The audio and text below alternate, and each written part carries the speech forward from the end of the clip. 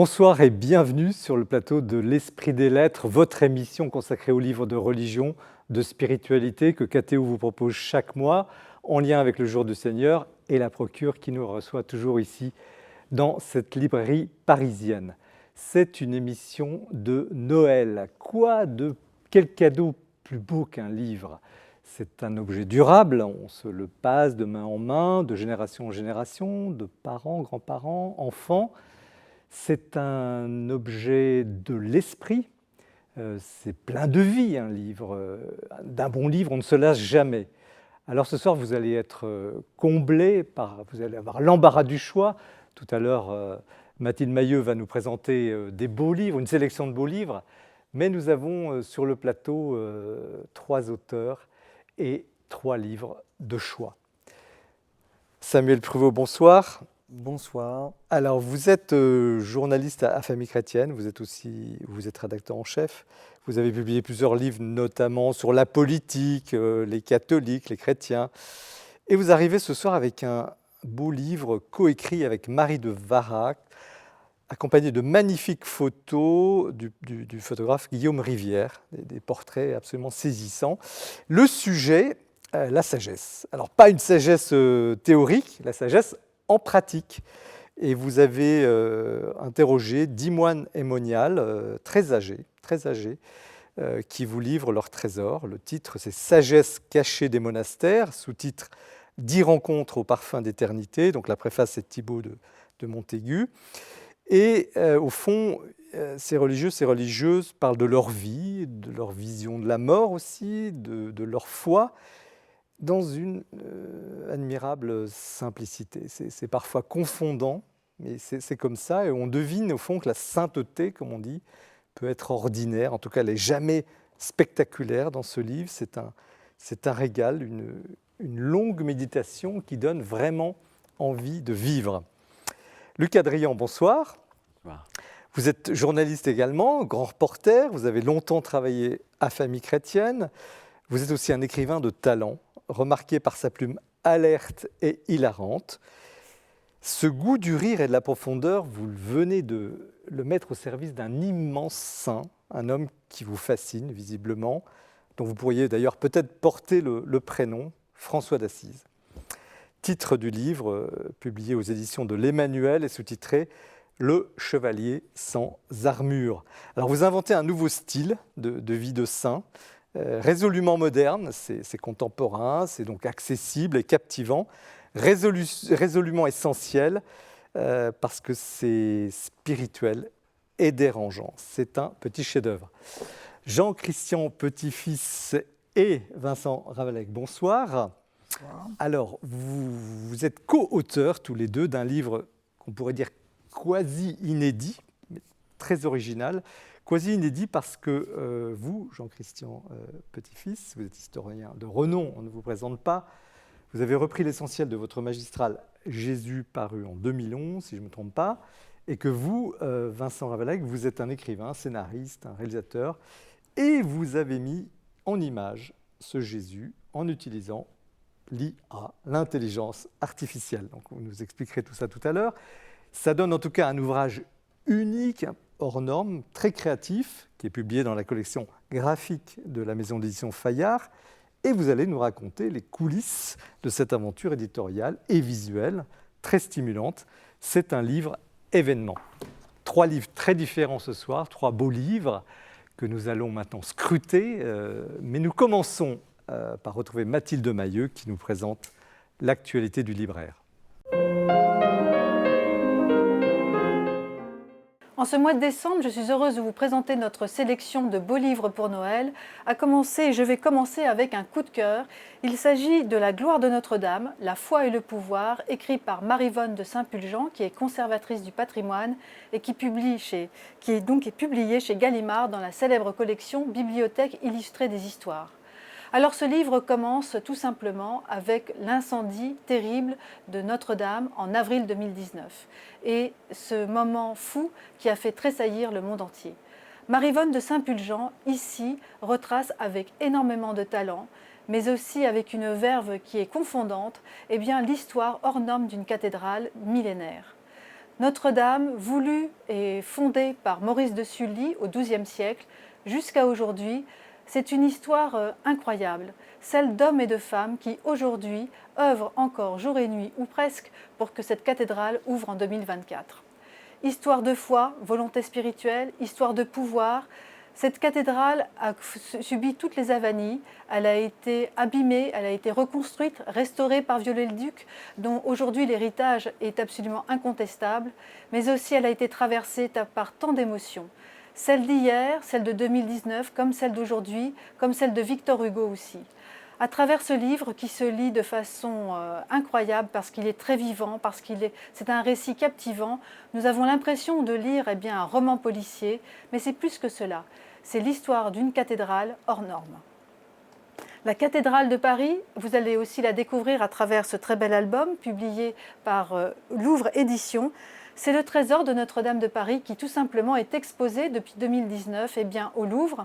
À travers cet album, vous allez redécouvrir ou découvrir tout simplement tout ce qui a fait le fastueux de ce trésor, l'orfèvrerie, les ciboires, les calices, mais aussi la statuaire, mais aussi les reliques avec la couronne d'épines, tant d'autres choses, la tapisserie entre autres. Ces trésors, vous allez les découvrir dans ce magnifique ouvrage. La prière dans l'art à présent, c'est Timothy Verdon, qui est donc recteur de la basilique Santa Maria in Fiore à Florence, qui publie cet ouvrage chez Magnificat. Timothy Verdon est un historien de l'art et il nous propose une très belle initiation à l'art de la prière dans la peinture. Depuis la nuit des temps, depuis les premiers chrétiens, l'art de prière a été enseigné à travers la représentation picturale. Alors ce livre, c'est une plongée à la fois artistique, mais aussi spirituelle, car les œuvres d'art se révèlent à nous, mais aussi nous enseignent. Un très bel album. L'iconographie chrétienne, là encore, c'est une belle façon de nous initier à la foi des saints notamment. Les saints, justement, Aventures spirituelles et représentations, c'est publié chez Azan et c'est écrit par Robert Barrède. Très bel album, vraiment, très foisonnant de couleurs, vraiment un régal pour les yeux. Mais aussi la vie de dizaines de saints qui sont ici racontés et qui racontent aussi comment les attributs sont arrivés dans la représentation picturale. Comment reconnaître un saint ? Vous saurez tout en découvrant cet ouvrage. La civilisation des chrétiens d'Orient, à présent, c'est publié chez Albin Michel. C'est écrit par Charles Personnaz et c'est préfacé par Daniel Rondeau. Connaissons-nous vraiment les chrétiens d'Orient ? Ce magnifique album nous initie à la découverte de ces chrétiens du bout du monde peut-être.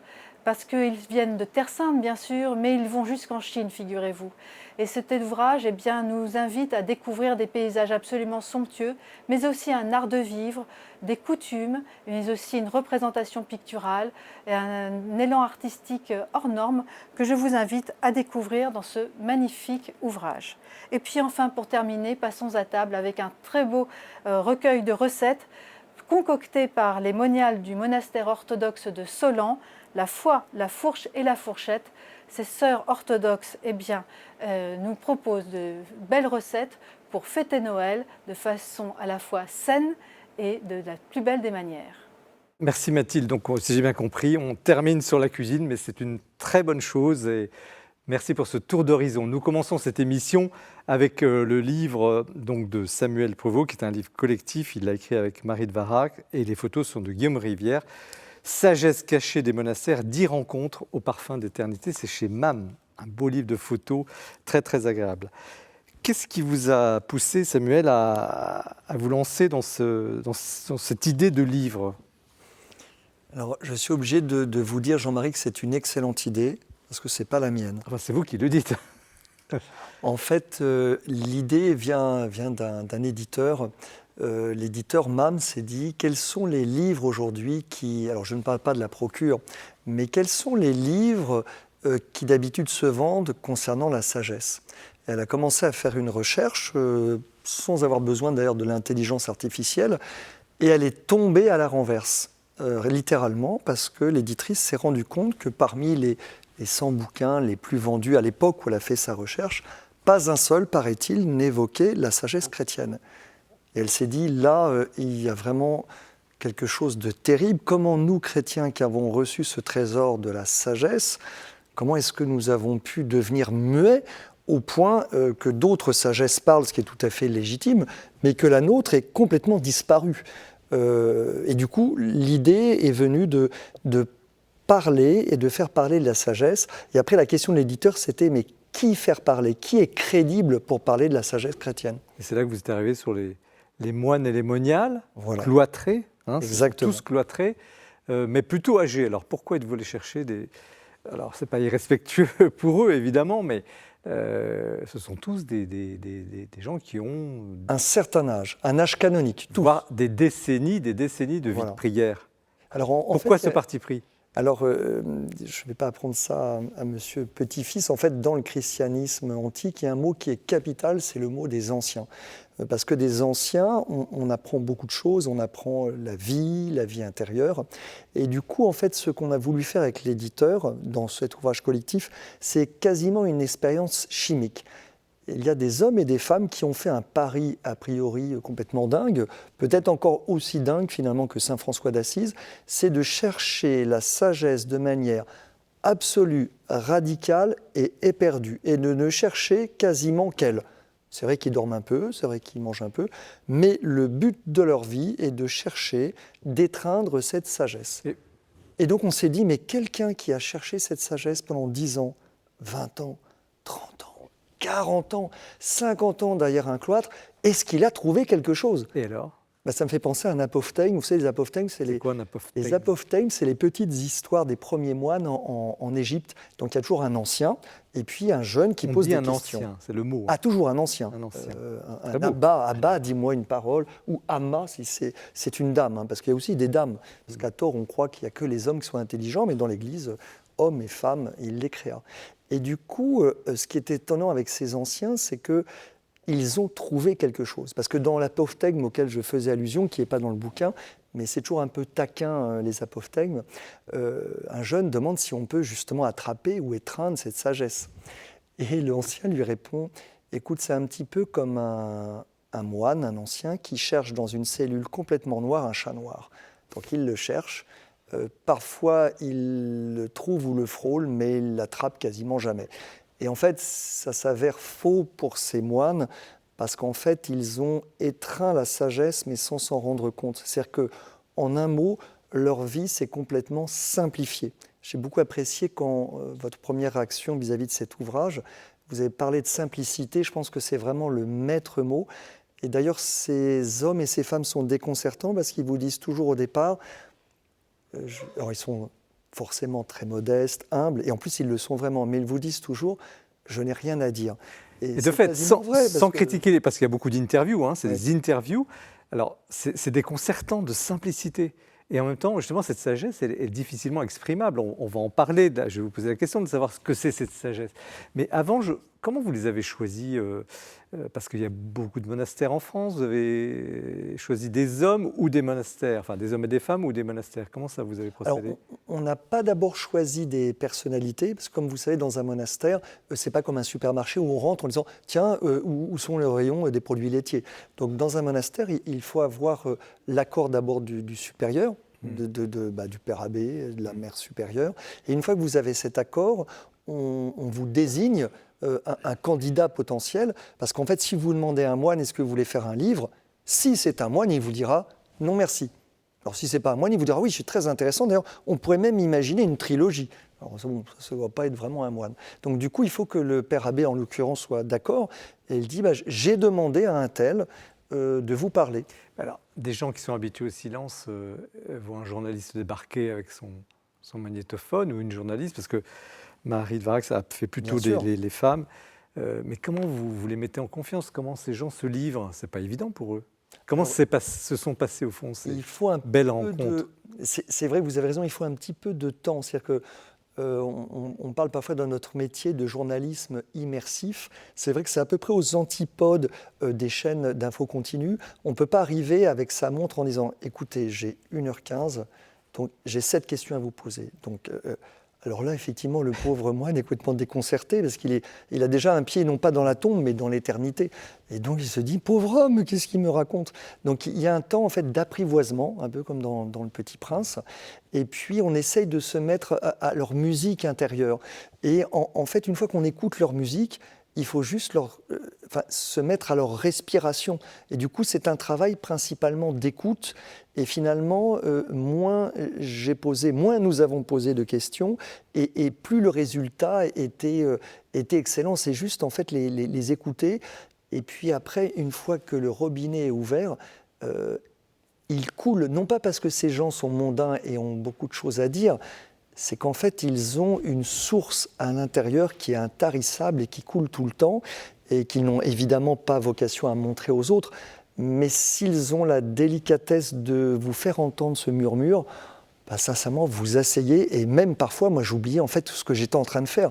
Et je me disais, mince, j'espère que j'ai enregistré, parce qu'en fait, on est soi-même stupéfait de la simplicité, de la sagesse. J'avais goûté.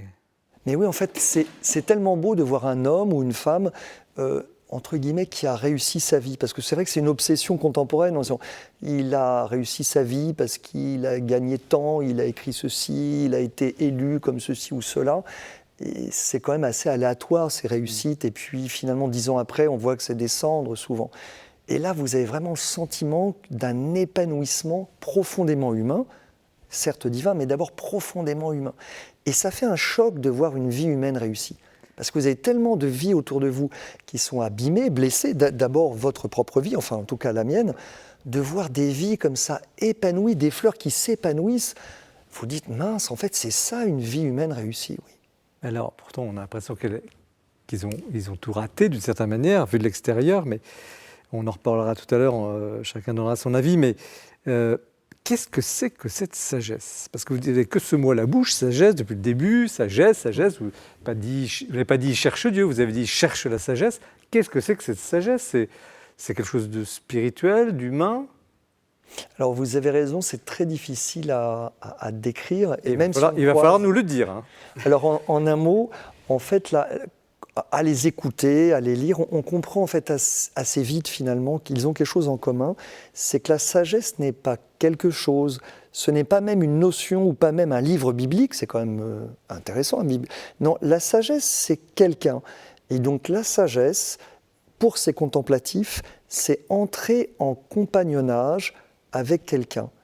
Et puis au début, vous êtes un peu avec ce quelqu'un, c'est un peu les fiançailles, vous aimez bien, vous y pensez souvent. Et puis après, vous vous mariez avec sagesse et vous êtes tout le temps avec elle. Alors des fois, vous pouvez vous brouiller, sauf vous, Jean-Marie, avec votre épouse. Mais là, attention, c'est le Verbe éternel, c'est la sagesse éternelle. Et du coup, la sagesse, c'est quelqu'un. Et avec l'âge, en fait, ce compagnonnage, alors, ils ne le disent pas comme ça parce qu'ils sont trop modestes. Et puis, ils ne se rendent pas compte de ce qu'ils sont, heureusement. Ils ne se rendent pas compte. Ils marchent sur un fil entre 2 gratte-ciel à New York. Mais ils ne savent pas, en fait, qu'il y a des centaines de mètres. Et du coup, on les voit marcher, on ne leur dit pas « ne regardez pas par terre ». Et en fait, à la fin, ces moniales, ces anciens, ces anciennes, en fait, ils sont quasiment tout le temps en compagnie de Dieu. Donc, quand ils vous parlent de la sagesse, vous dites « mince, elle est là ». En fait, elle est là. Ils ne parlent pas de quelque chose qu'ils ont lu dans un bouquin. Ils sont en compagnonnage avec elle. Une sorte de grand silence, mais qui part. Habité, un silence habité. Qu'est-ce que vous avez déjà une bonne expérience? Vous avez, comme journaliste, et dans des domaines assez d'actualité dure, vous aimez beaucoup l'actualité politique. Qu'est-ce que ce livre a changé en vous?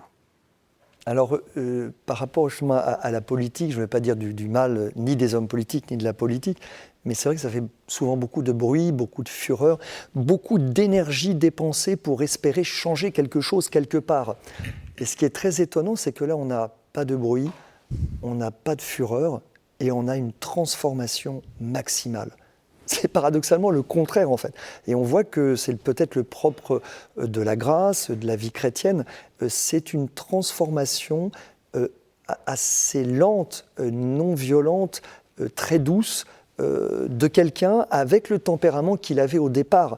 Parce qu'effectivement, dans ce bouquin, dans ce beau livre, pardon, on évoque cet itinéraire assez long qui fait que celui qui est rentré parfois très jeune, à 18, 20 ans... C'est impressionnant, vous décrivez les vocations et tout. Les vocations, et puis voilà, en plus on rentre dans l'histoire de France, eh bien on voit que la grâce a simplifié la vie et leur a permis aussi de passer par-dessus des blessures qui parfois sont des blessures quasi mortelles, du point de vue physique, psychologique, humain.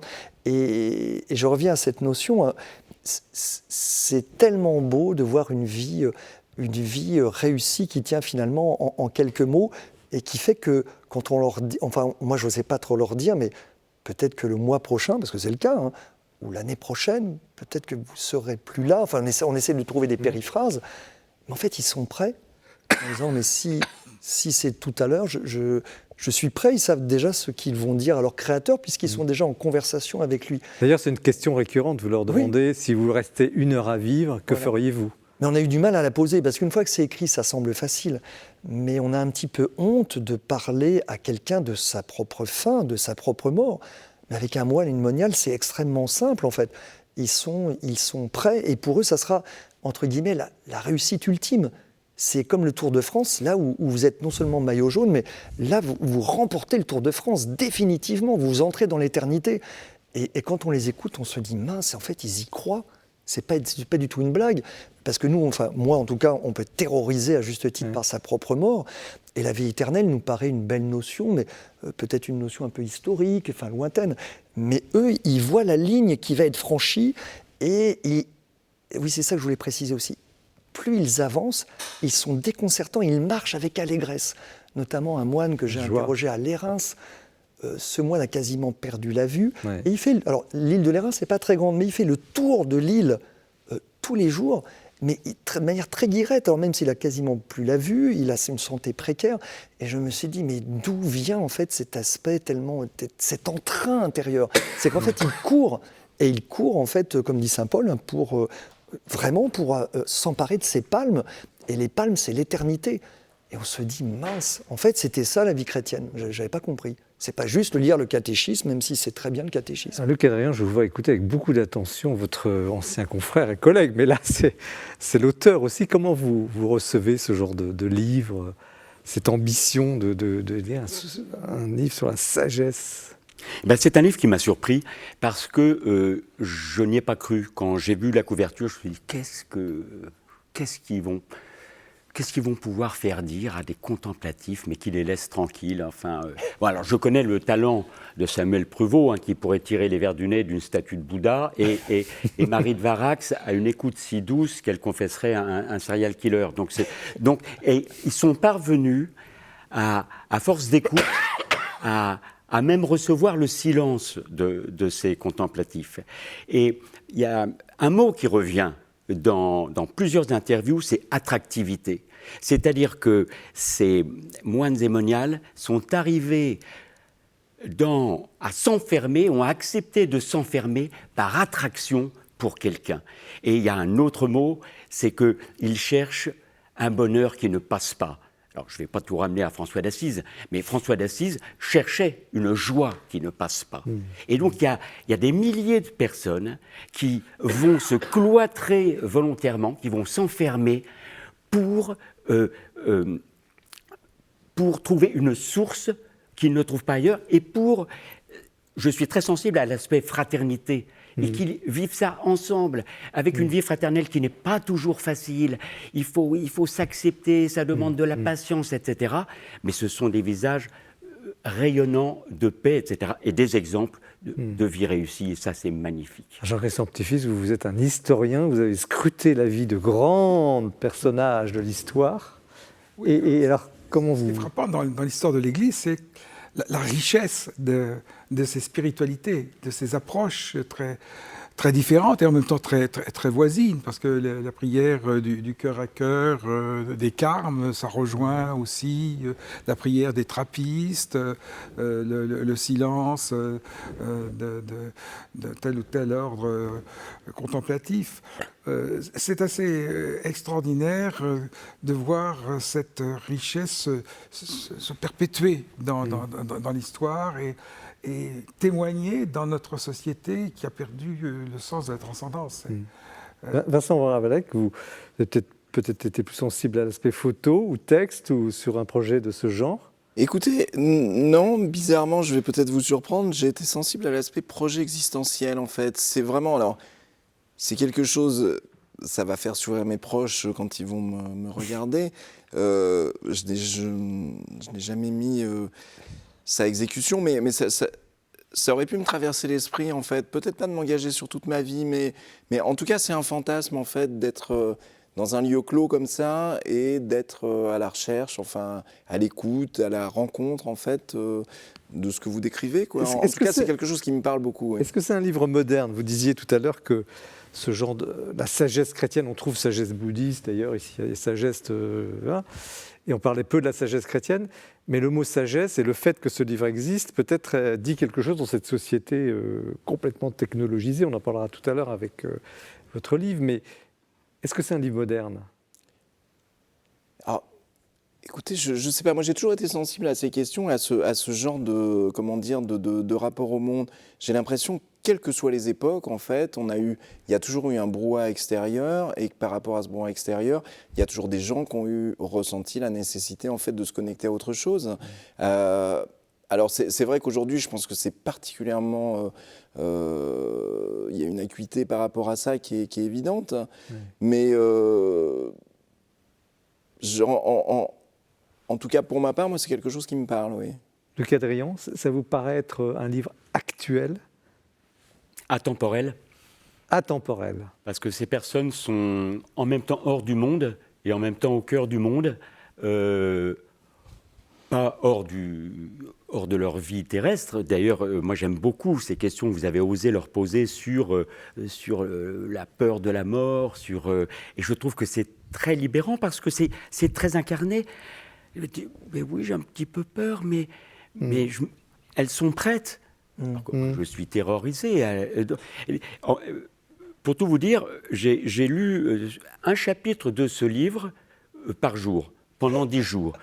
Et c'est pour ça que je suis d'ailleurs si serein ce soir, alors que j'ai un trac terrible. C'est vraiment une christoméopathie, et grâce à ces gens incarnés. Moi, je trouve ça magnifique. Ces âmes de lumière, qu'ils ne savent pas d'ailleurs, qui rayonnent derrière des remparts quasiment, oui. Et qui rayonnent sur le monde invisiblement. Alors justement, ce sont des sources de paix. Et beaucoup de gens qui nous regardent se disent très bien, d'ailleurs vous avez dit même tout à l'heure, j'ai du mal à les mettre en confiance pour qu'ils donnent leur trésor. D'ailleurs le titre est vraiment très très bien, sagesse cachée. Mais beaucoup disent, mais ok, mais on manque de prêtres, etc. Pourquoi ils sont enfermés dans le monastère? Qu'est-ce qui se passe? À quoi sert cette vie monastique, cette vie secrète? Alors souvent on a posé aussi cette question, en fait, à quoi servait leur vocation, puisque c'est l'appel qu'ils avaient reçu. Et généralement, ils répondent tous au départ de manière déconcertante. Je ne pense pas que c'est une réponse qu'ils aient apprise dans leur formation, mais justement, ça ne sert à rien, en fait. C'est comme si on demandait à Luc Hadrian, pourquoi est-ce qu'il a choisi son épouse? Et sans doute, il a des raisons profondes, mais la raison ultime de l'amour, c'est parce que c'est lui, c'est parce que c'est elle. Et en fait, ils répondent à un appel. Et du coup, c'est vrai que du point de vue instrumental et efficient, je pense que c'est complètement déconcertant. Jean-Christian Petit-Fils, vous êtes historien, vous avez vu la vie effacée de grands hommes, mais aussi cette Église qui traverse le siècle, qui joue des rôles politiques, qui se retire, etc. Quelle serait la place, le poids, peut-être invisible, de la vie contemplative chrétienne? Elle a toujours été au cœur de l'Église, présente. Vous avez des conversions extraordinaires qui font que des gens qui étaient mêlés à la vie, alors je pense à la vie de cour, je pense à une maîtresse de Louis XIV qui a écrit, qui était Mademoiselle de la Vallière, qui est rentrée au Carmel, qui est l'ordre le plus strict, pour s'enfouir et pour rencontrer dans le silence la personne du Christ. Et ça, c'est un événement qui, évidemment, choque, heurte le monde. Il y a une quantité de conversions, notamment au XVIIe siècle, Madame de Longueville, des personnes qui se retirent, qui font un écart, comme nous dit Saint-Simon, avant la mort. Il y a des siècles plus contemplatifs, il y a des siècles plus contemplatifs que d'autres? Oui, certainement. Certainement. Le nôtre n'est pas très solide. D'où l'importance du livre. Alors, dernier thème, parce que le temps passe trop vite, comme toujours dans cette émission. Il y a un paradoxe quand même difficile à comprendre. Le mot obéissance revient beaucoup le renoncement. Il renonce à beaucoup de choses. Et en paradoxe, la plénitude, vous l'avez très bien exprimé, la sérénité, la paix. Comment être aussi heureux en étant aussi, entre guillemets, frustré d'avoir choisi, d'avoir coupé tant de choses? Expliquez-nous. La question est excellente et on pourrait imaginer qu'il n'y a pas de réponse, mais en fait, si on regarde l'image de la nature, c'est comme la sève qui doit bien passer par quelque part. Et on sait bien, moi je suis vraiment très nul en jardinage, mais j'ai quand même bien compris que quand Jésus dit qu'il faut que la vigne soit émondée, etc., c'est parce qu'il faut guider la sève, guider l'énergie. Et par exemple, une énergie folle comme une énergie volcanique, si on était capable de pouvoir la canaliser quelque part. Mais la vie spirituelle, c'est exactement la même chose. C'est-à-dire qu'effectivement, il y a beaucoup de renoncements, beaucoup de portes qui sont fermées volontairement, mais ce n'est pas du tout par castration, esprit de folie castratrice. C'est pour que cette énergie, elle soit encore plus puissante et qu'elle parvienne à son terme. Du coup, c'est vrai qu'il y a des frustrations volontaires dont ils portent, entre guillemets, les stigmates, ne serait-ce que leur célibat volontaire, en fait. Une femme qui renonce à la maternité, un homme qui renonce à la paternité. Moi qui suis grand-père, j'ose imaginer que c'est beau renoncer à beaucoup. Mais c'est pour quelque chose. Ce n'est pas une énergie sacrifiée en vain. C'est pour une fécondité supérieure. Et en fait, cette fécondité, sincèrement, ils en éprouvent déjà pendant leur vie un petit peu l'avant-goût, comme dirait saint Paul. Donc ils voient bien que tout n'est pas gagné simplement au ciel, mais honnêtement, dans la vie monastique, il y a déjà un peu de ciel sur la terre. Sinon, ils seraient tous partis des monastères. Luc Adrien, on va en parler bientôt avec votre livre sur la vie de saint François d'Assise, mais ce paradoxe entre renoncement et bonheur, est-ce que c'est un paradoxe? En Une quelques religieuse, mots. sœur Vierge de Jouarre, je crois, dit c'est grâce à l'obéissance que je suis libre. Et on retrouve ça chez François d'Assise. C'est quand il n'a plus rien, quand il se dépouille de tout à 25 ans, qu'il est libre. Il renverse les valeurs du monde. Donc on a beaucoup de mal à comprendre, à approcher ces personnes, parce qu'on vit... Ils rentrent de l'autre côté du miroir et les valeurs sont inversées. Mais moi, à regarder ce livre et à plonger un peu dans la vie de François d'Assise et de tous les saints, je vois des témoignages de bonheur. Donc de l'autre côté du miroir, il y a un bonheur possible et qui est donné grâce à quelqu'un, ce quelqu'un qui les attire irrésistiblement et pour lesquels il sacrifie tout. Bonheur, alors on reste sur ce mot. Merci Samuel Prevost. Donc Sagesse cachée des monastères, 10 rencontres au parfum d'éternité chez MAM avec Marie de Varax, Guillaume Rivière. Nous poursuivons l'émission, restez bien avec nous sur le livre de Luc Adrien, président François d'Assise, le chevalier sans armure aux éditions de l'Emmanuel. Mais c'est l'heure du coup de cœur. On retrouve Jean-François Rode. Ce mois-ci, je voudrais attirer votre attention sur un tirage spécial de la Pléiade consacré aux évangiles canoniques et apocryphes. Alors tout le monde sait qu'il y a eu énormément d'écrits chrétiens primitifs qui n'ont pas été retenus par l'Église comme exprimant la foi commune et qu'on range dans cette catégorie d'apocryphes, qui veut dire en grec caché, secret. Alors on pense quelquefois que ce sont des textes bizarres, obscurs, un peu sulfureux, qui ne peuvent intéresser que les amateurs de curiosité ou les spécialistes. Eh bien en fait, ces apocryphes ont eu un impact considérable sur le peuple chrétien, sur l'imaginaire et la littérature chrétienne. On sous-estime d'ailleurs leur nombre, ils sont extrêmement nombreux. Ils n'ont pas été si clandestins que ça, parce qu'on a cessé de les publier, de les traduire, de les recopier. On a maintenant plein de manuscrits dans plein de langues. Et puis surtout, on ne se rend pas compte de ce qu'ils ont apporté comme informations qui nous paraissent aujourd'hui tout à fait évidentes. Par exemple, si je pense à l'Épiphanie, eh bien sûr, je pense à 3 rois mages dont on connaît le nom, Balthazar, Gaspard, Melchior, alors que l'Évangile nous parle de mages venus d'Orient dont on ne sait ni le nombre, ni le nom, ni la fonction. Et puis, on connaît le nom des parents de Marie, Anne et Joachim, ça pareil, ce n'est pas dans les Évangiles canoniques. Donc voilà, ces évangiles apocryphes ont inspiré beaucoup les peintres, depuis les icônes jusqu'à Gauguin, mais aussi beaucoup la littérature. Alors ce qui est emblématique par exemple de cela, c'est La Légende dorée de Jacques de Voragine, donc 1260, un texte qui a été aussi lu au Moyen-Âge que la Bible, et qui s'est beaucoup inspiré de l'évangile de Jacques ou de l'évangile de Nicodème. Je vous signale une édition magnifique de chez Diane de Sellier, sachant que La Légende dorée a été le premier livre, par exemple, imprimé en français, tellement il était connu et lu au Moyen-Âge. On a aussi d'ailleurs une édition de poche, si vous voulez, quand même, de La Légende dorée. Et là, vous verrez l'impact des apocryphes. Alors donc, la Pléiade a choisi parmi tout cet ensemble les évangiles, donc ce qui concerne la vie, l'enseignement, le message de Jésus, en les comparant, en les mettant à côté des évangiles canoniques que nous connaissons bien, les 4. Voilà. Tous ces textes étaient déjà connus, sauf un, l'évangile de Judas, qui n'avait pas encore été traduit et qui est présenté ici, comme sait le faire la Pléiade, avec introduction et notes. Voilà. On peut lire aussi les évangiles apocryphes dans un livre de poche qui a été présenté par France Queré dans la collection Point. Voilà. Même si ces textes n'ont pas été retenus par l'Église comme exprimant la foi, ils sont quand même très intéressants, en particulier pour montrer le foisonnement du christianisme primitif.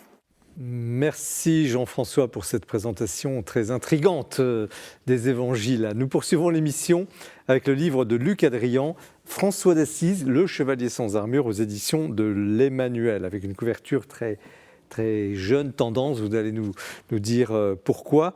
Un petit mot sur vous, parce qu'on a déjà reçu des Adrians sur ce plateau. Vous êtes une famille d'écrivains, vous êtes dans la famille le père, le fils. Dites-nous un petit peu votre attachement familial à l'écriture. J'ai un fils Pierre qui, en fait, mais j'écris les livres de mes fils. Je dis ça parce que Pierre est à la Villa Médicis cette année. Enfin, on aime les livres à la maison. Donc, vous disiez quel plus beau cadeau qu'un livre en commençant l'émission. Oui, c'est vrai qu'on aime les livres. Et donc, notre fils, nous avons 5 enfants et l'aîné Jean a écrit un roman qui n'est pas encore publié, qui le sera peut-être un jour, de fiction. Pierre écrit des romans. Samuel est écrivain voyageur. Enfin voilà, c'est un virus familial. Bienvenue à l'Esprit des Lettres.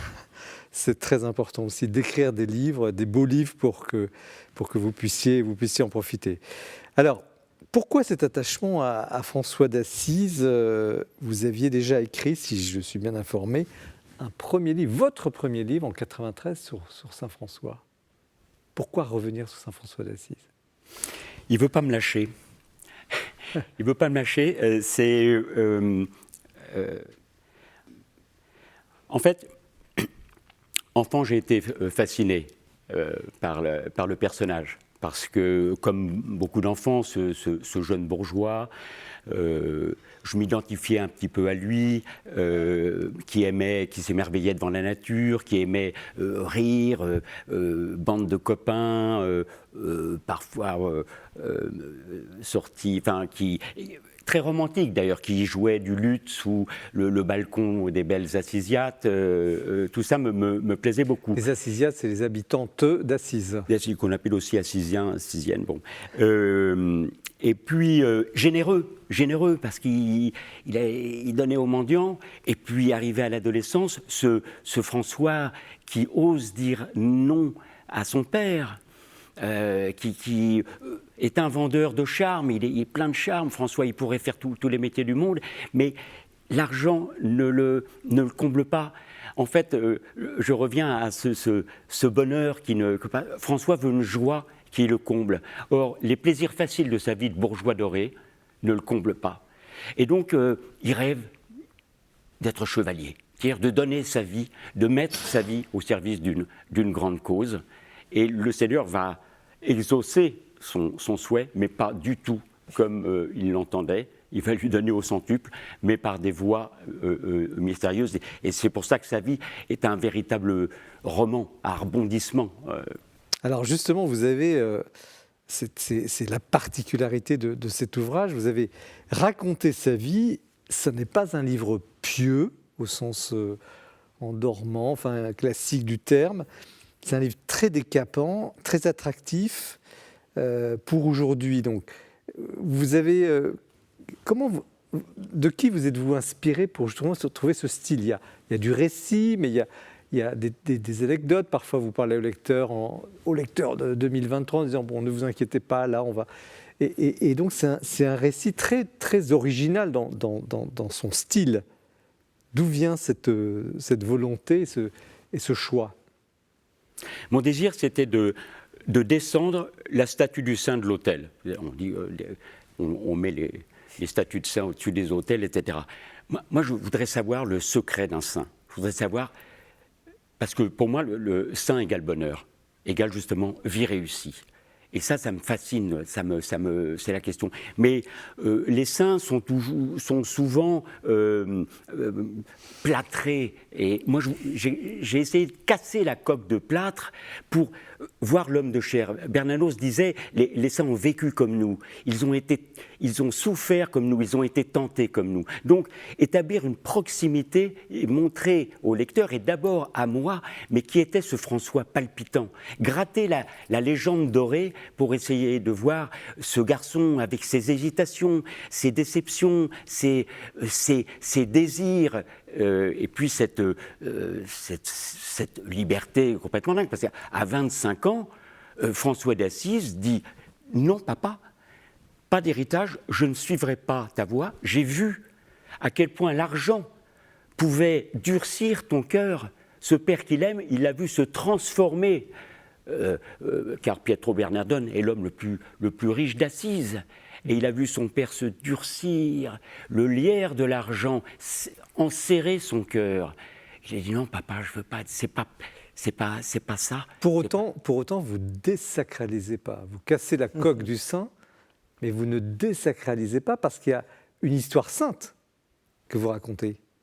Parce que le secret, là, on rejoint un peu la sagesse. C'est que ces hommes ont été attirés par l'amour de Dieu et qu'ils ont consenti à laisser Dieu les creuser.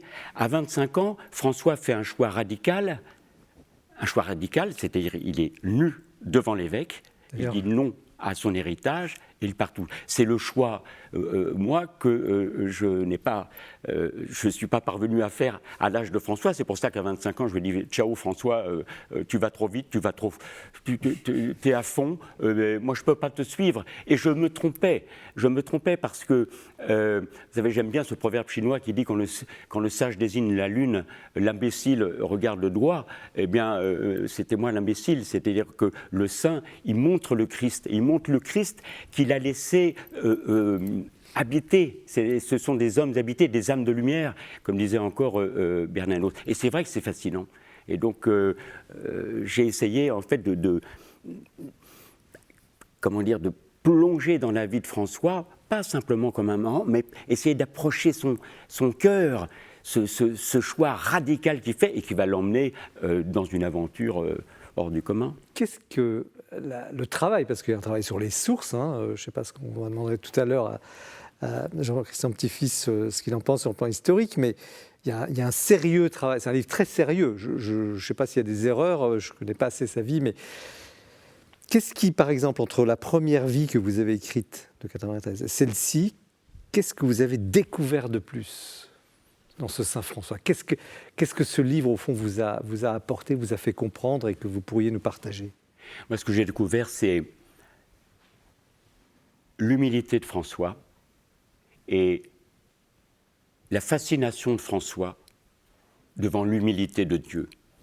Et là, on rejoint d'ailleurs le sujet de Noël. Vous savez qu'on va fêter le 800e anniversaire de la crèche de Greccio, qui s'est tenue en 1223, la première crèche vivante. C'est vraiment vrai, cette histoire? Que François... c'est vrai, oui, c'est vraiment vrai. Même le pape François, si bien nommé, si bien prénommé, le consacrait. Mais l'humilité de... Pourquoi? François, à 25 ans, n'a plus rien, il reçoit tout comme un don.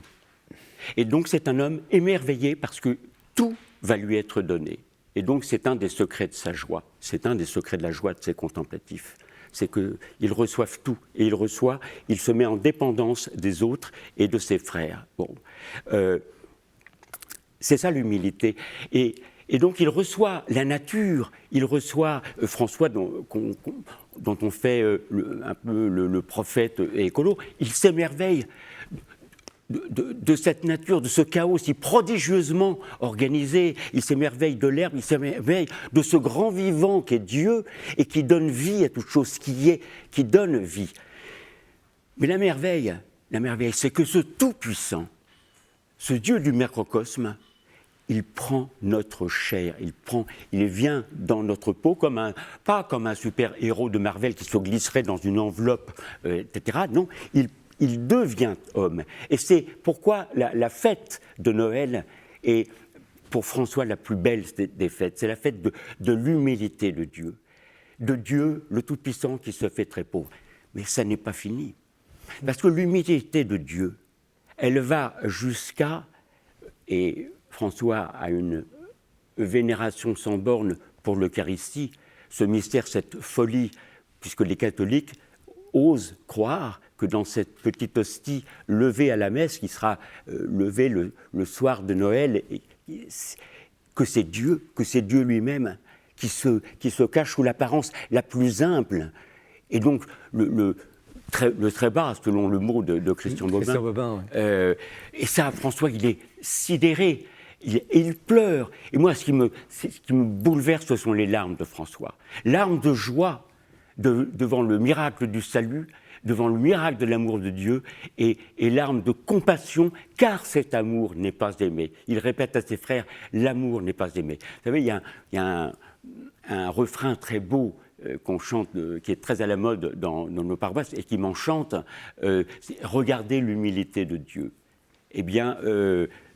c'est une phrase de François, c'est ce que François ne cesse de répéter à ses frères. Alors, voyez l'humilité de Dieu. Alors oui, très bien. Tout ça, vous le rendez accessible. Et le texte, on verra l'avis de nos invités, mais le texte vibre d'ailleurs, comme vous vibrez d'ailleurs. Mais est-ce que ça est vraiment accessible pour tout un chacun ?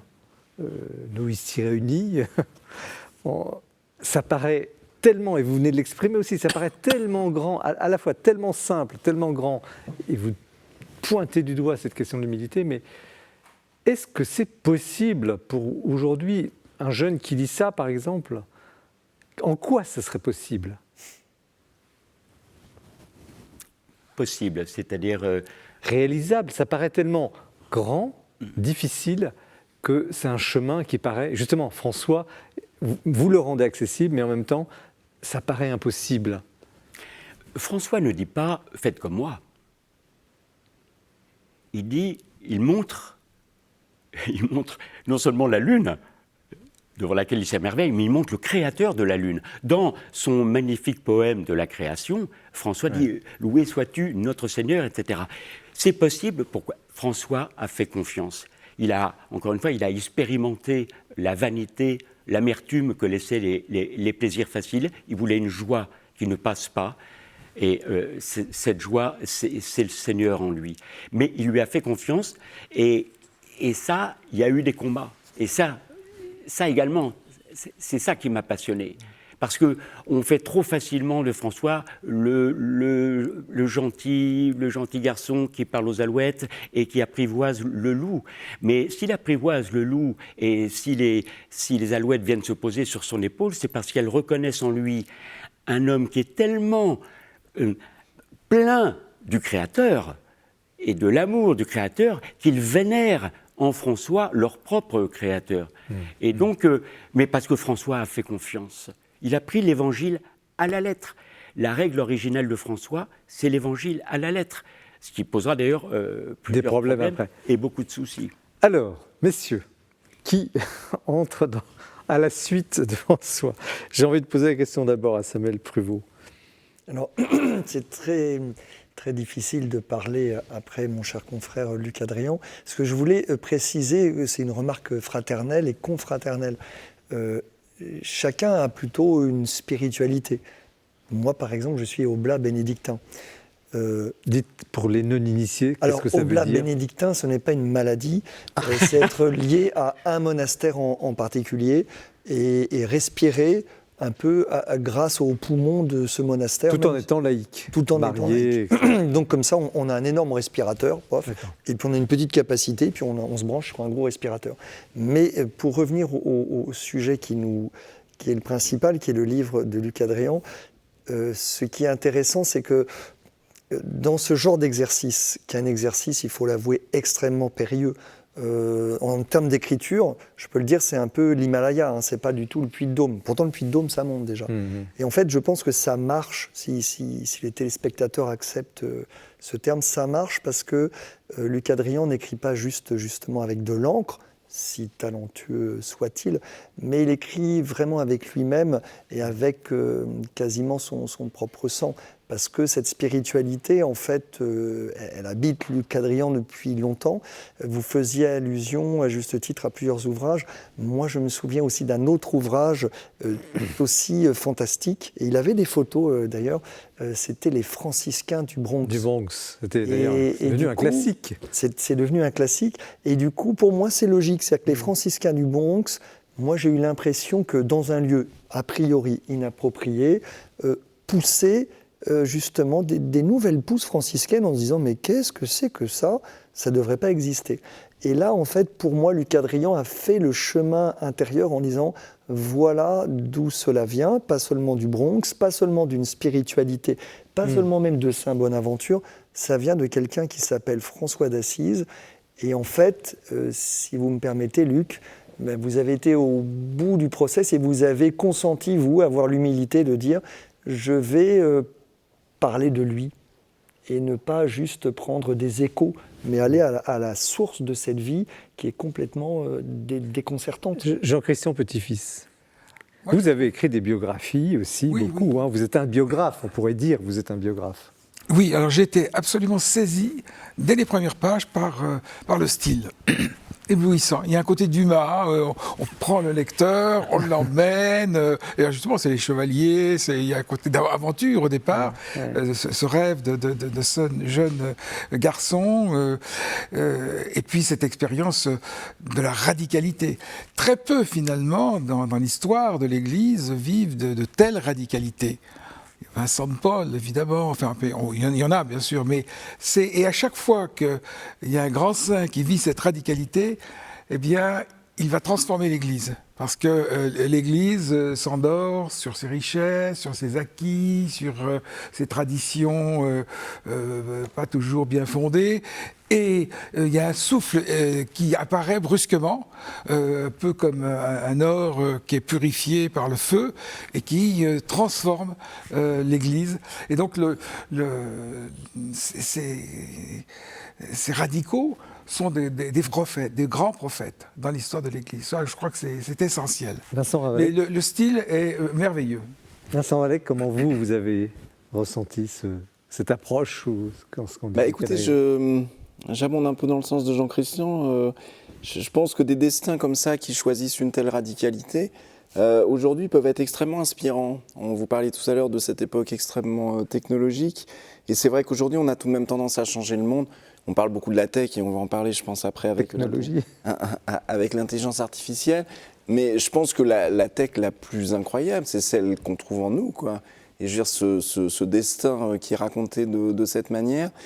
Moi, je pense que je serais un jeune d'aujourd'hui, en plus avec tous les problèmes qu'il y a de climat, d'environnement et tout ça. Enfin, je pense que ça me parlerait et on pourrait imaginer tout à fait que quelqu'un qui lise votre livre, d'un seul coup, se projette dans un destin qui soit complètement hors norme, hein, et de ce fait qui permette de changer les choses. Alors, Jean-Christian Petit a évoqué cette radicalité qui est finalement révolutionnaire dans le sens où elle aide à changer, à transformer les choses.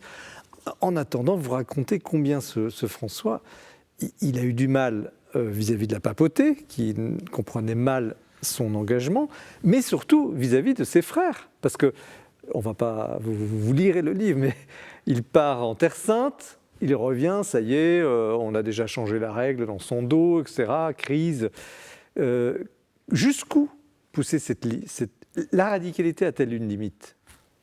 Il part en Terre Sainte pour être martyr, bon, il va rencontrer le sultan Malik al-Kamil, qui est touché par cet homme de paix, ce soldat chrétien qui vient avec une simple croix de bois, et qui va le laisser repartir avec un sauf-conduit, d'ailleurs, lui permettant d'aller en Terre Sainte. Et c'est là que François apprend que c'est la zizanie en son absence. Et donc, il ne va pas avoir le martyre comme il le souhaitait en Égypte, il va avoir le martyre par ses propres frères et par certains clercs de sa propre mère, qui est la mère Église. Et en effet, François va passer, juste avant d'ailleurs ce Noël de 1223 de Gretschau, va passer des mois extrêmement douloureux de combat intérieur où il s'est déchargé de sa responsabilité parce qu'il est dépassé. Il faut voir que les frères mineurs sont passés en quelques années de 3 à 3000. Et François a le charisme d'un fondateur, il n'a pas celui d'un administrateur, donc il est dépassé. Donc il remet sa charge et le nouveau supérieur, le nouveau ministre général, est un plus politique. Et François a du mal, il a peur qu'on trahisse l'ADN de sa fraternité. Il a peur que l'Église l'utilise contre les hérésies. Et donc, il va avoir énormément de mal à se déposséder, de se désapproprier de sa propre œuvre et à faire confiance à l'Église. Jean-Christian, est-ce que c'est une tare de l'Église de toujours, finalement, face au grand charisme, au grand fondateur, de toujours dire attention, prudence, etc. Ou est-ce que c'est une vertu ? Je ne dirais pas que c'est une tare, non. L'Église, elle est prudente aussi, elle a une sagesse, et il est normal qu'elle mesure des expériences. Certaines peuvent être très vivifiantes, d'autres peuvent s'avérer des voies dangereuses. On le voit par exemple avec certaines nouvelles communautés où il y a eu une sève bouillonnante et puis des échecs, voire des choses beaucoup plus tristes. Non, l'Église se doit d'avoir une sagesse, se doit d'être tradition, hein, comme disait le père de Lubac. L'Église ne peut être que la tradition. Elle est là pour transmettre le message, pour le traduire aussi dans le langage moderne, bien sûr, mais elle est tradition. Et elle est prudente devant les innovations. Mais il y a des innovations qui sont évidemment animées par l'Esprit Saint, c'est évident. Alors, néanmoins, il y a ce passage extraordinaire, et là on est peut-être dans l'actualité d'aujourd'hui et peut-être des temps qui viennent. Mission, c'est comme dans un film, enfin, vous le racontez magnifiquement, faut lire. Mission, tu vas reconstruire mon église. Il a une sorte de vision, d'apparition, un rêve, un songe. Il te dit comme ça, vous me corrigez, tu vas reconstruire mon église, lui dirait Dieu. Oh, quel boulot! Alors, aujourd'hui, l'église est un peu en crise, et bon, ça va un petit peu mieux, mais quand Samuel Prévost, qui connaissait bien aussi ces sujets-là, en quoi cette expérience, cette vie, cette saga est un modèle peut-être pour aujourd'hui. Qu'est-ce qu'on pourrait tirer de ce livre pour ouvrir peut-être des portes, un peu d'espérance, quoi, un peu d'espérance. Alors non seulement un peu, mais peut-être beaucoup d'espérance. Et sur quel point ? Alors sur le point précisément de l'écroulement de l'Église. Il n'a pas échappé aux téléspectateurs de KTO qu'il y a des époques plus ou moins difficiles, et on peut pas ne pas dire que ce que nous vivons en ce moment, en 2023, dans la Sainte Église catholique de Dieu, n'est pas simple pour beaucoup de raisons. Et les choses ne sont pas toutes réglées objectivement. Alors justement, l'intérêt de ce livre et la façon dont il est magnifiquement écrit, c'est de montrer en fait que c'est quand même Dieu, si vous permettez l'expression, le patron de la barque. Bien sûr, Saint-Pierre est dans la barque, mais il y a un patron. Et la promesse qui a été faite par le patron, c'est que la barque ne va pas couler. Ça ne veut pas dire que les marins ne seront pas mouillés, que certains ne vont peut-être pas s'accrocher au bastingage. Et du coup, le grand bénéfice de saint François d'Assise, et surtout de ce récit, tel qu'il est fait, c'est très important effectivement, c'était sur le style, c'est de dire attention, alors je vais prendre des mots un peu à la Luc Adrian, exprès pour le provoquer un peu, Mais l'histoire de l'Église, c'est un petit peu un western. Donc c'est plus proche, la sainteté, du rodéo que de la sieste ou de la méridienne. Et donc nous vivons une époque difficile, et c'est paradoxalement une époque qui est très favorable à l'éclosion, à la révélation de destins un peu fantastiques, parce qu'en fait, de deux choses l'une. Est-ce que nous croyons en 2023 que c'est donc toujours Dieu qui gouverne l'Église, ou est-ce que finalement, comme les apôtres eux-mêmes, et moi le premier, on se dit non, gilet de sauvetage, on va tous couler. Gilet de sauvetage. Alors, ça passe encore trop vite. Une dernière question, dernier point, hein, mais je relance cette même question que je vous pose à vous, Luc Adrien, l'auteur. C'est un prophète pour nous, ce Saint François d'Assise, pour aujourd'hui, en quelques mots? L'Église n'a pas besoin de réformateurs, elle a besoin de saints. Je crois que c'est ce qu'il nous dit. Et c'est ce qu'il nous dit pour notre époque aujourd'hui. Juste avant Noël, le Greccio, François donc traverse une passe très difficile. Le Greccio, c'est une ville près d'Assise. Hein. C'est ça. Et il crie au secours. Et le Seigneur lui donne cette monition intérieure, lui disant « François, ce n'est pas ton œuvre. Tu es mon fils chéri, tu as fait un travail formidable, c'est mon œuvre. Alors maintenant, tu me fais confiance, je m'occupe du reste. Tu seras pour tes frères une règle vivante, incarnée, tu vas vivre l'Évangile, mais le reste, je m'en occupe. » Moi, j'entends cette parole pour l'Église aujourd'hui, c'est-à-dire d'essayer d'être saint, car l'Église, encore une fois, la plus grande des réformes, la plus grande des révolutions, c'est la sainteté. Merci Luc Adrien. Donc François d'Assise, le chevalier sans armure, on l'a vu là vraiment sans armure, et merci aussi de ce témoignage aux éditions de l'Emmanuel. Nous poursuivons l'émission avec le livre assez très novateur de Jésus, Jean-Christian Petit-Fils et l'illustrateur Vincent Ravalec. Restez bien avec nous, c'est l'heure du portrait que Guillaume Vanier nous présente ce mois-ci. 150 ans après sa naissance, 100 ans après sa canonisation, Sainte Thérèse de Lisieux ne cesse d'inspirer et de toucher les cœurs de nos contemporains, qu'ils soient croyants ou non. Et c'est ainsi que l'UNESCO a décidé d'en faire une de ses figures emblématiques pour l'année 2023, afin de soutenir sa mission de valoriser les valeurs de paix et de solidarité dans le monde. Mais reste-t-il encore des choses neuves à écrire sur Sainte Thérèse de Lisieux? Eh bien, c'est le pari qu'ont fait plusieurs auteurs, à commencer par le pape François, qui nous a donné le 15 octobre dernier une très belle exhortation apostolique, c'est la confiance. Un des textes les plus spirituels de son pontificat, dans lequel comme à son habitude, il dresse le portrait intérieur de Sainte Thérèse de Lisieux, de sa petite voix de confiance et d'amour, mais surtout, il en montre l'actualité et la fécondité pour aujourd'hui, pour notre monde. Sa voix de sainteté est toujours neuve, toujours actuelle, même au XXIe siècle. Un autre auteur qui a fait le pari de l'actualité de la pensée et de la vie de Thérèse, c'est Jean de Saint-Chéron, qui nous a réjouis l'an dernier avec son éloge d'une guerrière. Alors c'est un titre qui peut un peu surprendre quand on pense à Sainte Thérèse de Lisieux, mais justement, Jean de Saint-Chéron a voulu dépoussiérer cette figure, un peu l'enlever de son aspect peut-être trop romantique, peut-être trop un peu fleur bleue, pour en faire une guerrière, une battante, une combattante. Et c'est un aspect très original et très profond du ressort spirituel de Thérèse qu'il met en avant. C'est en étant pleinement confiante dans la force du Seigneur qu'elle est devenue cette grande sainte que nous connaissons. C'est vraiment un livre très beau pour connaître sa vie et sa mission. Mais évidemment, rien de tel que de se plonger dans les œuvres même de Sainte Thérèse de Lisieux pour apprendre à la connaître, à l'aimer, à lui ressembler. Il faut remercier les éditions du Cerf d'avoir republié en un très beau volume les œuvres complètes de Thérèse de Lisieux. Donc c'est un volume imposant, mais qui peut trouver sa place sous un sapin de Noël, par exemple, pour tous ceux qui aiment et veulent faire aimer Thérèse. On y retrouve l'histoire d'une âme, la correspondance, les pièces de théâtre, les poèmes et les derniers entretiens, avec un très beau carnet de photos. Donc c'est vraiment un très bel ouvrage.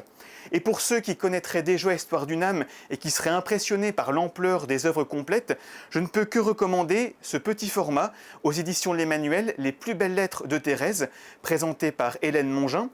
qui nous font connaître un autre aspect de Thérèse, notamment de son évolution spirituelle entre son enfance, sa jeunesse et sa maturité. Et je vous conseille particulièrement les dernières lettres, celles qu'elle écrit à 2 frères prêtres missionnaires qu'elle soutenait par sa prière et qui nous montrent vraiment Thérèse comme une grande sœur qui veut les aider à progresser dans la voie de la sainteté, de l'abandon à l'amour du Père. Et enfin, je voudrais terminer par un coup de cœur très personnel qui est selon moi le meilleur livre pour rentrer en amitié avec Thérèse. Un très bel album, Sainte Thérèse de Lisieux, Vivre d'amour, aux éditions du Cerf. On y trouve un très beau texte du Père Carme Didier-Marie Gollet et aussi de très belles photographies, aussi bien les lieux où Thérèse a vécu, les personnes qu'elle a fréquentées, les objets qu'elle a utilisés et évidemment les livres même, les textes même de Thérèse qu'on peut lire, feuilleter, méditer. Voilà une très belle manière pour devenir un ami de Thérèse de Lisieux. Merci Guillaume Vanier pour ce portrait passionné sur Sainte Thérèse. Je vous avais promis tout à l'heure un embarras du choix pour les livres, ça va être très difficile. Et l'émission n'est pas terminée, restez bien avec nous. Nous parlons à présent de Jésus, ça ne vous surprendra pas. Jésus, c'est le titre simple et clair de cet ouvrage, Jean-Christian Petit-Fils, un livre qui a déjà été écrit, qui a été un peu simplifié et illustré par Vincent Ravalec. Donc c'est la collection graphique aux éditions Fayard. Alors un peu un livre un peu très très atypique.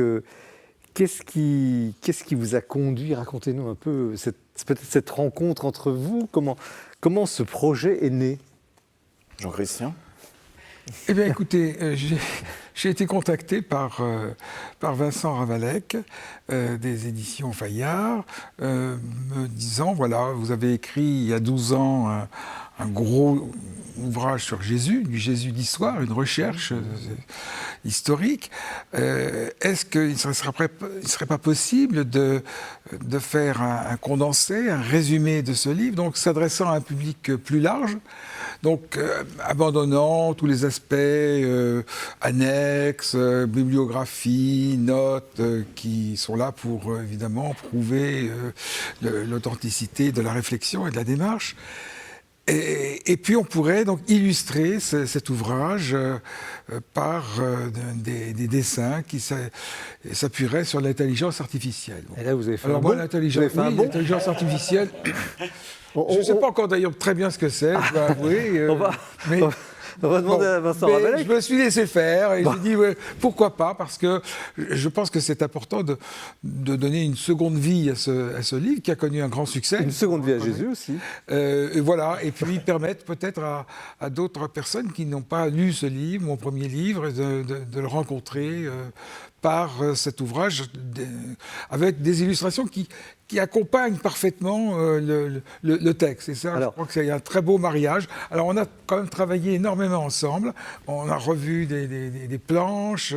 Alors, on va voir après les détails de la collaboration, mais Vincent Ravalec, qu'est-ce que vous êtes venu faire sur cette barque? Je parlais tout à l'heure d'une barque un peu tangente. Et écoutez, il y a un ensemble de paramètres qui ont été un peu de l'ordre du factuel et il se trouve que la personne qui dirige maintenant Fayard, Isabelle Saporta, qui était mon éditrice, puisque je faisais des livres aussi chez Fayard, en fait voulait créer une collection de romans graphiques. Et donc elle m'a demandé de m'en occuper. Alors, roman graphique, expliquez-nous. Alors écoutez, roman graphique, sans rentrer dans une histoire de la bande dessinée. La bande dessinée, si vous voulez, au départ était quelque chose à destination d'un public plutôt enfantin. Et puis dans les années 60, 70, 80, il y a une bande dessinée, ce qu'on a appelé adulte, qui a émergé. De ce courant, en fait, il y a une espèce de sous-ensemble qu'on a appelé roman graphique, qui est un peu en fait un terme fourre-tout. Et qui en fait s'adresse effectivement à un public plutôt adulte et qui souvent reprend des thématiques et une manière et un récit, si vous voulez, qui s'apparente plus au roman, mais qui est tout de même en images. D'ailleurs, on voit derrière vous, les spectateurs voient des planches de ce livre, on voit en regard du texte ces images qui sont très, très fortes, très poignantes. Alors, une petite précision auquel tient beaucoup Jean-Christian, il a tout à fait raison. Là, on est plutôt dans un récit graphique et non pas un roman, puisque on raconte, hein, je parle sous votre contrôle, mais une histoire qui est avec le prisme de l'historien, donc qui s'appuie sur des faits réels, c'est vraiment le postulat du livre. Et puis on est dans un traitement graphique qui est un petit peu différent du roman graphique, dans le sens où là, c'est paradoxalement relativement original la forme qu'on a, puisqu'on a le texte d'un côté, et un découpage qui ressemble à de la bande dessinée de l'autre, mais sans bulle. Oui, sans bulle, effectivement. Sans bulle, et si vous voulez, l'idée, en fait, c'était de créer... Moi, ce qui s'est passé, c'est qu'en fait, quand Isabelle Saporta m'a proposé, m'a dit un peu, qu'est-ce que tu auras envie de faire, dans le fond, il y avait cette biographie que je trouvais passionnante, qui me semblait aussi à la fois vraiment passionnante, mais aussi assez touffue pour des jeunes lecteurs, et je me suis dit pourquoi pas essayer d'en tirer une trame vraiment au plus près de la narration, parce que l'histoire est vraiment incroyable, hein. Alors je ne veux pas du tout discréditer l'histoire de Jésus, mais on est tout de même dans un péplum. Si on la lit vraiment, c'est une Alors, histoire. j'ai une question indiscrète. Oui. Jésus et vous, ça vous parle ou vous avez Alors, vous m'avez demandé découvert tout à l'heure, juste avant l'émission, si c'était gênant de me poser la question, si j'avais la foi. Ça ne me gêne absolument pas que vous me posiez la question, mais c'est une question assez complexe d'un point de vue personnel, parce que mon rapport à la foi a énormément... j'ai une vie, pour ma part, très intéressante. Enfin, non pas intéressante en soi, mais parce que la vie m'a beaucoup intéressé, et ce qui se passe à l'intérieur de moi et autour de moi m'a toujours passionné. Et vous l'avez écrit d'ailleurs magnifiquement. Et évidemment, la foi a été pour moi, comment dire, une thématique centrale. Mais la foi chrétienne. Alors, la foi chrétienne, écoutez, j'ai une foi beaucoup plus globale que la foi chrétienne, hein. Je m'en excuse. Non, mais justement, je ne personne, mais qui englobe vraiment la foi chrétienne.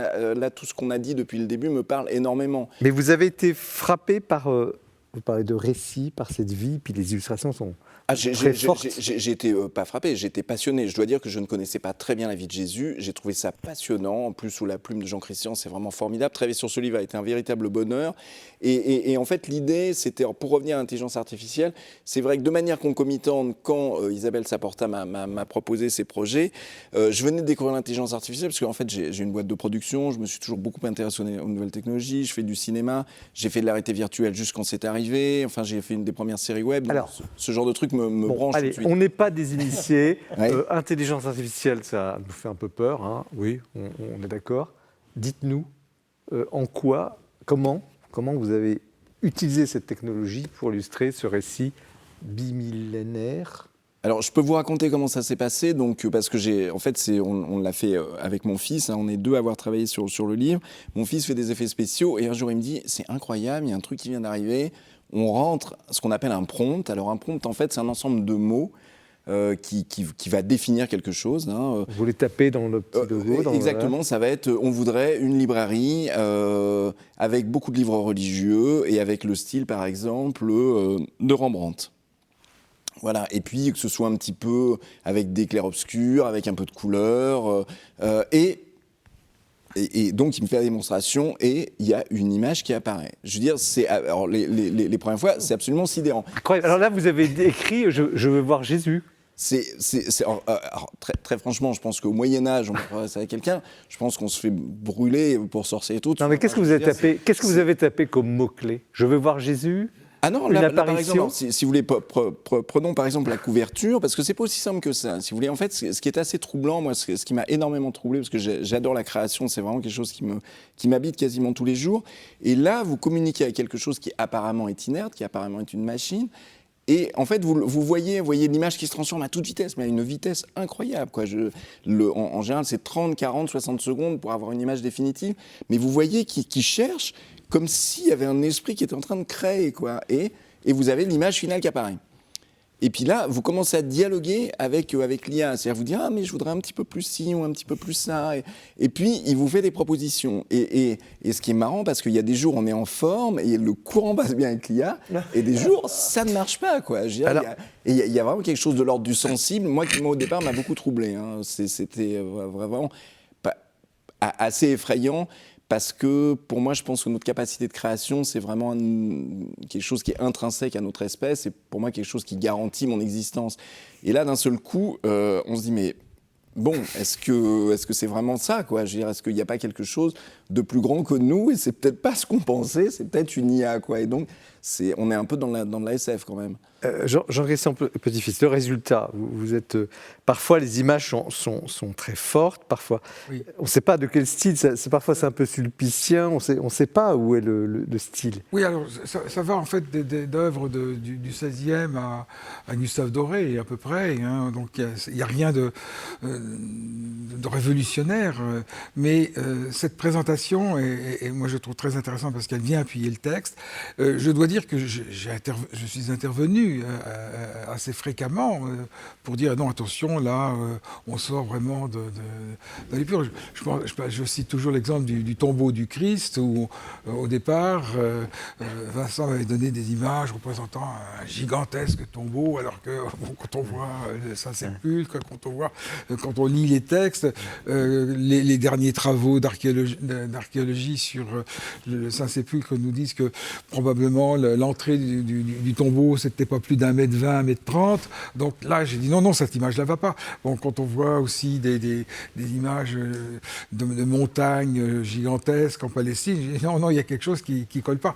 Donc ça a été un dialogue qui a permis finalement d'atténuer certaines outrances de l'image on n'a pas cherché non plus à coller à une réalité historique. Oui. Quoique on a utilisé des outils, comment dirais-je, des ustensiles de la maison au premier siècle de notre ère, tout cela a été utilisé, des lampes à huile, tout a été utilisé. Oui, c'est assez classique quand même. D'ailleurs, on est parti avec cette idée de faire quelque chose de classique. Si vous voulez, les images, pour moi, le texte était très fort. Et ce qui me semblait bien, c'était qu'on ne soit pas illustratif vraiment sur le texte, mais plutôt immersif. Vous voyez, c'est-à-dire que quelqu'un qui lise le texte, d'un seul coup, avait des espèces de flashs comme ça, quasiment cinétiques, et presque pour se plonger dans l'époque, en fait. C'est ça qu'on a vraiment essayé de matérialiser. Alors, il y a une ambiance quand même un peu dramatique. Ah, ça, vous dire. Vous le revendiquez ? Ah ben, c'est pas moi qui le revendique, c'est l'histoire. Enfin, je veux dire, excusez-moi, mais... Il n'y a pas beaucoup de sourires dans le livre. Mais attendez, est-ce que le Christ a souri ? Quand on lit cette histoire, c'est déjà l'époque était d'une sauvagerie mais incroyable. Et moi, je pense que c'est ça qui fait aussi la force de ce destin, c'est que dans ce monde qui était terrifiant, quoi, il a réussi à porter un message d'amour, de paix, d'entraide. Moi, que je trouve qui est remarquable. Sur la tonalité. Vous savez qu'il a pleuré ? On ne nous dit pas qu'il a souri ou qu'il a ri, mais on le voit quand même mangeant, buvant, avec ses apôtres. C'est pas un nazir, quelqu'un qui vit dans le désert, qui ne coupe pas ses cheveux. Il mène une vie, ses ennemis disaient c'était les gloutons, on les traitait de gloutons. Donc il vivait normalement. Voilà. Alors, vous étiez venu il n'y a pas longtemps pour le très très bon livre sur le Saint-Suaire. Saint-Suaire, oui. Hein, bon.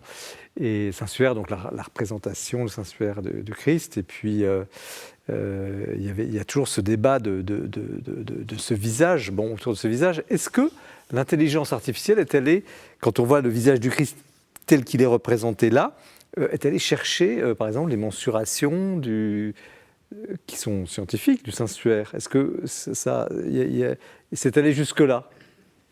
Alors, écoutez, c'est assez difficile de le savoir parce que je ne suis pas dans la tête de l'intelligence artificielle, si vous voulez. L'intelligence artificielle, en fait, se nourrit d'énormément de documents qu'elle trouve, en l'occurrence d'images. Et évidemment, pour ce qui est du Christ, elle a pléthore de références. Mais par exemple, pour arriver, si vous voulez, à la couverture, là, dont je suis personnellement très content, et je trouve que ce visage est très beau parce qu'il raconte en fait pour moi beaucoup de choses. On a fait peut-être 500 ou 600 tentatives. Donc on a eu des Christ un peu plus Rubicon, des Christ un peu plus tristes, des Christ un peu plus... Et puis à un moment donné, ce Christ-là est arrivé. Donc l'intelligence artificielle, elle a un spectre tout de même très large. Hein. Tous les portraits de Jésus, à partir du 5e siècle, s'inspirent directement du linceul de Turin. C'est très clair. dans les premiers siècles, on n'avait pas de représentation de Jésus, donc on l'a représenté comme un dieu grec ou un Apollon, un berger portant un mouton.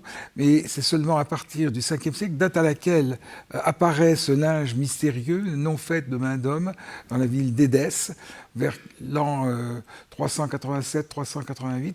À partir de ce moment-là, toute l'iconographie va s'ordonner autour du visage de l'homme du linceul, avec des caractéristiques bien définies. Donc il y a des chances que et par conséquent, tous les artistes ont utilisé ce même modèle. Donc parce que c'est normal que ça se retrouve. Va chercher très loin tout ce qu'elle peut trouver.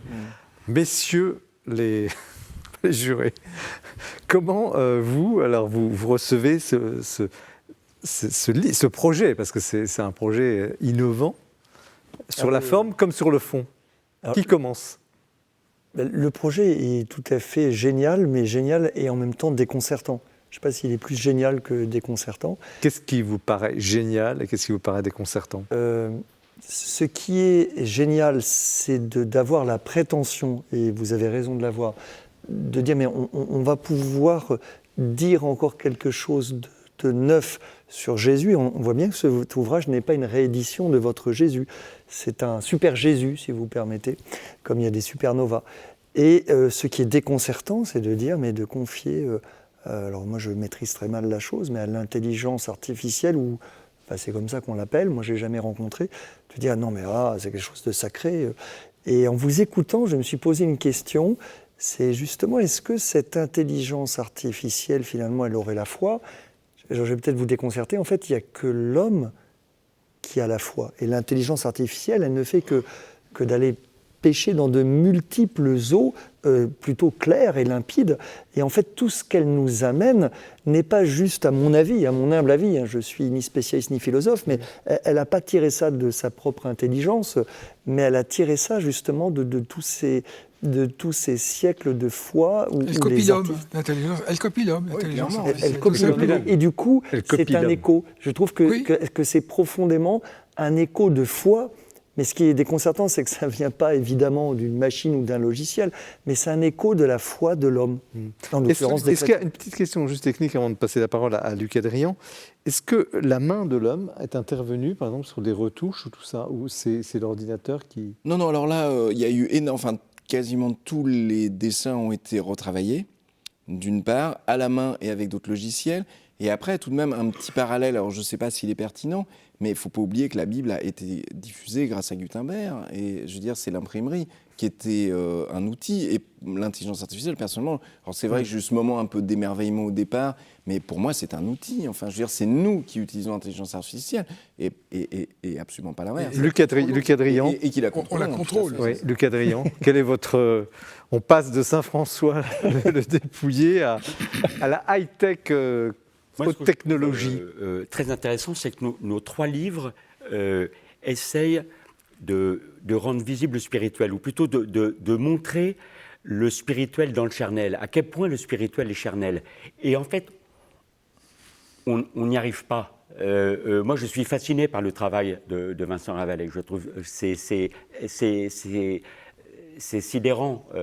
C'est osé aussi. Fallait oser. Et mettre le logos dans le logiciel, dans le logociel.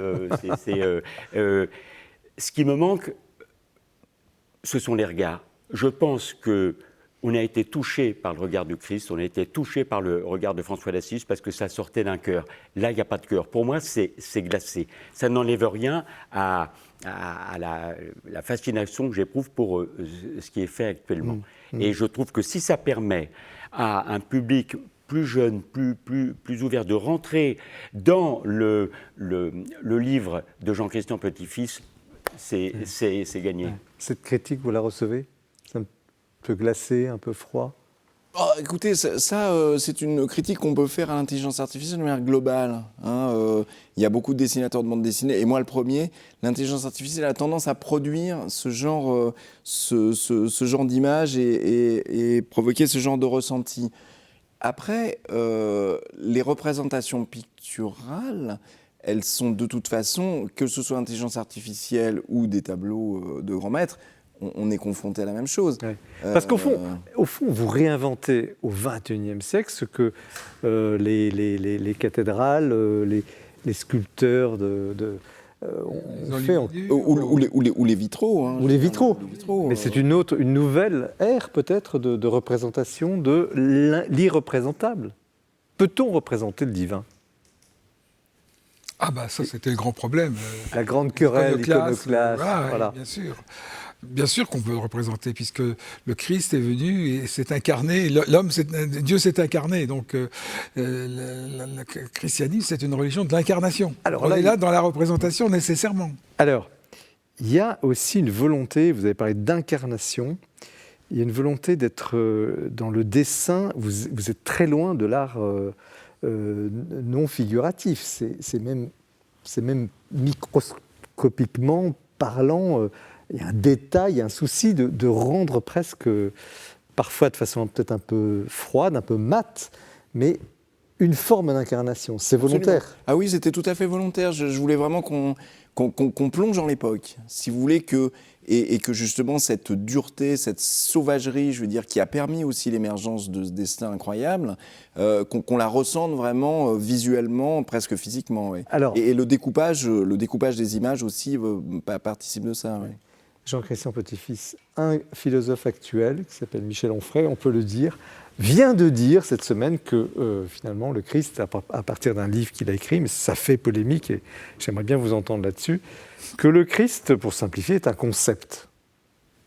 On pourrait, selon lui, se poser des questions même sur son existence réelle. Et là, vous êtes tous les quatre ce soir à dire non, c'est incarné, bon sang de bonsoir, Saint François d'Assise, mais oui, le détail, etc. Alors, réponse, il est incarné, en plus c'est une émission de Noël, alors allons-y. Vous savez, un bibliothécaire de la ville d'Agen, en 1827, a publié un livre intitulé « Comme quoi Napoléon n'a jamais existé ». 6 ans après la mort de Napoléon. C'était précisément pour se moquer de ce petit groupe de mythistes qui nie, à partir du XVIIIe seulement, l'existence de Jésus en tant qu'homme. Et donc, on ne demande pas à chacun de croire en Jésus, deuxième personne de la Trinité, incarné. Ce qu'on demande, c'est, pour l'historien, qu'il y a eu un personnage qui s'est appelé Jésus de Nazareth, Yeshua, le Nazaréen, qui était un rabbi, qui a enseigné de façon extraordinaire, en rupture et en même temps en continuité avec le judaïsme, en rupture en ce sens que... Il a bel et bien existé. Bien entendu. Il est né, alors tout à l'heure je posais la question avec Adrien sur la crèche dont on fête les 800 ans aujourd'hui, c'est vrai, elle a été inventée par Saint François d'Assise, donc il y a 2000 ans et quelques, ou un peu plus de 2000 ans, il a bien, historiquement... Mais oui, ça, il n'y a absolument aucun doute. Les sources sont considérables, convergent vers l'authenticité. On sait davantage sur Jésus que sur la vie de Jules César, ou que sur la vie d'un empereur aucun doute romain. Historique, selon vous. Aucun doute historique. Samuel Prévost. Alors, je ne peux pas dire mieux. Non, bien sûr qu'il n'y a aucun doute historique. C'est plutôt, je pense, la thèse de Michel Onfray. L'auteur est respectable, la thèse peut-être moins. C'est pas Jésus qui est un concept, c'est cette thèse qui s'appelle le mythisme, qui est un concept. D'ailleurs, je vois que c'est un concept qui fait vendre. Voilà. Alors, étonnant pour un auteur qui, justement... avec vos mots, et je pose la même question à Luc Adrien, c'est malheureusement la fin de l'émission, donc en quelques mots, cette incarnation, puisque nous fêtons Noël, les chrétiens fêtent Noël. Bon, en un mot, le Christ est vivant parce qu'en fait, il nous transforme. Les grandes choses de cette vie, et notamment la plus grande chose qui est l'amour, nous changent et nous transforment. Et donc, si Jésus était un simple concept ou une idée qui se promènerait quelque part entre le ciel et puis la terre, elle ne changerait pas grand-chose. Luc Adrien, on vous donne le mot de la fin sur l'incarnation. J'en reste quoi ? Regardez l'humilité de Dieu. Moi, non, je ne trouve pas les mots, justement. Le verbe, je perds mes mots devant le verbe et devant l'humilité de Dieu comme François d'Assise.